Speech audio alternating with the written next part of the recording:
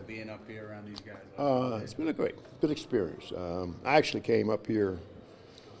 It was a little further down at Cornwall and Hudson. It was stayed at the Pickerins when my first training camp. As a matter of fact, my first training camp, I came up here waiting to see Johnny Green, who was the highest paid player on the Knicks, and they told me, I said, "Where's Johnny?" He said, "He's holding out." I said, "What are you holding out for?" "Well," he said, "he's making 25. He want a raise. He want another $1,000." Next day he was in camp, so he was the highest paid Knick at $26,000. But those were the good years. The guy holding out now for $15 million. I don't know. I don't even worry about the money, but those were good days. The early 60s? 1964. Was that one of the reasons Phil came back here? Excuse me? Was that one of the reasons Phil wanted to come back Oh, no, I don't know. I just think this is a great environment. I mean, where you hear where you got, no one to disturb you, and you show.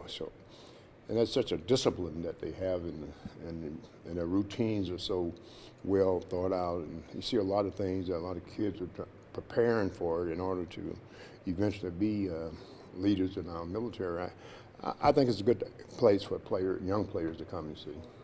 And the people are very nice here. A lot of new faces. Have they made their way to you to pick your brain or talk to you? Well, no, they don't do much of that.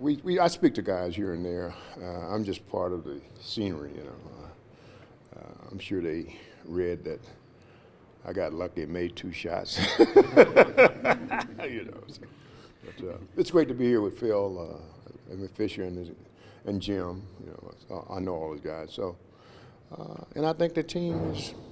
I really believe that we're going to have a great improvement in our performance this year on the court. Why do you say that? I mean, is there something you were here last year? You see what they're doing this year. What gives you that feeling? I just think the chemistry is better. And that's always part. I see Melo. He looks. He looked thin. He looked like he's a youngster again.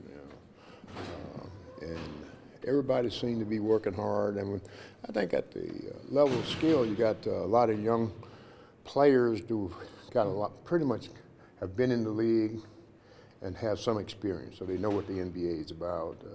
We've got some rookies that, they got potential. Grant, I think, is going to be a good player. KP, I think, is going to be a good player. He's young, very athletic, very talented. Just got to learn what the NBA game's about. What do you think of Robin Lopez and the way he protects the rim? I like Lopez. I mean, he holds the ball high, he scores. And I think if we get the ball to him inside, he's going to score, and he's going to get to the line, and he's going to score points. And I think that he knows how to play. So I like his skill set. What have you seen from Kristaps Porzingis so far? I mean, he's obviously very thin. Does that concern you at all? Well, he is what he is, but I think strength and stuff, he's got skills. I mean, to think about a guy, most guys clumsy, unskillful. He's real well coordinated. He's got to get stronger, learn the game, but he's got very good skills. And now it's a matter of him learning how to play our game. And how long that take, we don't know, but I'm betting on him. I think he can do something that most guys his size don't do well, and that's shoot the ball. With your experience as a GM in some building teams, is there anything you can see or tell Phil kind of coming off last year to help him through? I can't tell Phil. I asked him questions. That guy won as many rings as he's won, and he, that's. I'm sure that if I ever would want to be a coach, I would like to have Phil Jackson as my GM. I mean, a guy who's been through all the experiences of building teams and putting teams together and finding unique players. The important thing about the game of basketball, you do have to find some guys who have some unique skills. You talk about, most of the time I hear NBA talk about big three, you really got to have about 10 guys that can play. And you got to have some guys who sacrifice everything to go be offensive rebounders. Some guys that sacrifice to become very good defensive players, because there are some great offensive players in our league. And guys who are willing to, and these guys seem to play. like playing together. I mean, they seem like they're a good group of people together, you know, and that's what teams are all made of. I assume we'll have quite a few of these guys next year when we come to training camp. What do you think, I mean, last year these guys were pretty optimistic going into the season. What do you think happened last year that resulted in? I just don't think there was good chemistry. And I think that was a problem, you know, year before. I mean, there are some young players out there understand that there's an opportunity here. It's kind of like when Willis Reed came here. And when they had, when you had a $11,000 make-good contract with, if you have a great year, we'll give you another $2,500, which I got. But you come, and my thing was, I came to camp and I said, you know what? There's somebody that played on the Knicks last year that won't be playing me next year because I'm gonna have that spot. You know, that's what I think some of these guys. You know, this is the chance for me. You know, nobody's gonna take Melo's spot, but after that, you know, everybody's saying, wait a minute, well, who's playing all these other positions? So you're gonna get a lot of competition, and you got guys hustling and playing well. I think Rook probably figured he's going to be a starter. I figure he's going to be a starter too. But after that, I mean, you don't know. I mean, well, you know, we got a couple of guys who was here last year. But, I mean, there's an opportunity for guys to come here and play and make a contribution. You know, and, like I said, you got to have at least 10 real good players. You know, and I think they'll have that. You're part of a team, obviously, that shared the ball. Is it all about chemistry and liking your teammate to do well?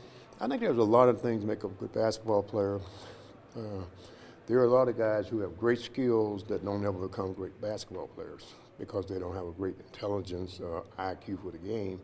But I've seen some of these players just seem to have pretty good IQs for the game. And I think this wasn't a by chance selection of people. I think Phil and Fish and Steve, I think all of them got together with the scouts. They picked these people because they think these were people that some of them had been in the league and all, that these are guys who have a chance to come and be a part of something and actually have a career. So I think that's a good part of this. But before training camp started, Phil said that he planned to be more involved, planned to talk more to Fisher. Do you think that's important for him to do? Do you think that's a good idea? Well, listen to it. You know, Phil Jackson was a rookie coach once, you know. Then he became a veteran coach. So he's kind of letting Fisher feel his way. I'm sure he's talking enough to him. And I think, you know, he didn't want to go out and tell him everything to do. Let him figure some of this out, and I'm sure he talks enough with him. And I think the more Fisher understands what he's doing now as a coach. You know, all the ideas he had last year that didn't work or would have worked if he had a better chemistry on his team, blah, blah, blah, and didn't have some of the injuries and all that. Now he's going to another year, so they have a new perspective. I think they're going to do a lot of the same things they were doing before. And, you know, I listen. If you ever want to ask somebody a question, I mean, I would like to be talking to Phil Jackson because he's had some tremendous experiences of putting teams together and selecting people and how to play the game. And obviously, you don't get lucky to win as many championships as he did. You win championships because you get people to do what they're supposed to do and do their jobs, commit themselves to offense, commit themselves to being a part of a unit. Because basketball is really a team game, and it's a game that you really have to work at to be good at. And you know, it's not an individualistic sport.